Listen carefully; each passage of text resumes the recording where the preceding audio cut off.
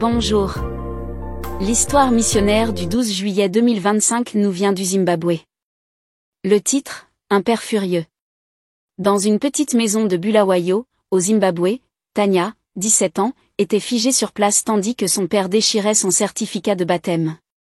Celui-ci était caché sous sa Bible, posé discrètement sur la commode, symbole de son engagement envers le Christ. Mais à présent, en lambeure sur le sol, elle avait l'impression que sa foi était également déchirée. « Je vais te battre », tonna son père.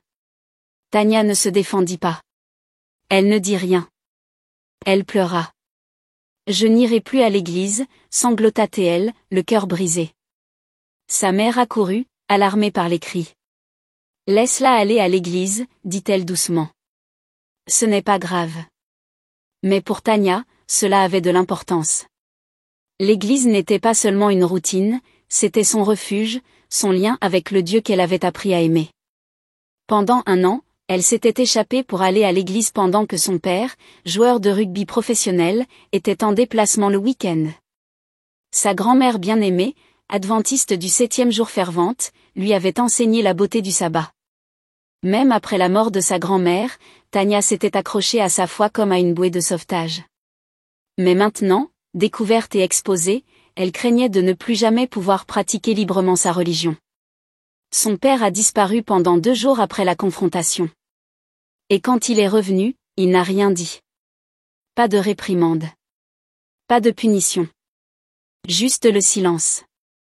Pourtant, Tanya savait que les choses avaient changé. Son père a commencé à rester à la maison le sabbat, s'assurant qu'elle était trop occupée par les tâches ménagères pour sortir. Elle ne comprenait pas sa haine pour l'église adventiste, mais elle n'a pas cessé de prier.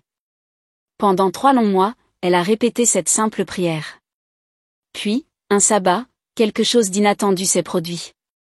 Sa mère est entrée dans sa chambre et lui a dit, « Va dire à ton père que tu vas à l'église aujourd'hui et vois ce qu'il en dit. » Le cœur battant, Tanya s'est approchée de son père et lui a dit, « Papa, je vais à l'église aujourd'hui. » Il l'a regardée. Pas de cri. Il n'a pas proféré de menace. Il a simplement répondu calmement, « D'accord. » Tanya était stupéfaite. Des larmes de joie ont jailli de ses yeux lorsqu'elle est entrée dans l'église ce jour-là. Ses prières avaient été exaucées. Dieu avait ouvert la voie. Semaine après semaine, elle y est retournée, le cœur rempli de gratitude. Cela fait maintenant 1 an que Tanya va à l'église tous les sabbats, avec l'accord de son père et sans aucune résistance de sa part. Mais sa foi n'a cessé de grandir. Aujourd'hui, elle a une nouvelle prière, « Dieu, aide mes parents à venir à l'église eux aussi. » Elle croit. Elle a confiance. Tout comme Dieu a adouci le cœur de son père, elle sait qu'il peut amener toute sa famille à Christ. L'histoire de Tanya nous rappelle avec force que Dieu entend nos prières, en particulier celles qui sont murmurées dans le silence, dans l'obscurité, les larmes coulant sur nos joues. Quand tout semble impossible, il ouvre une voie.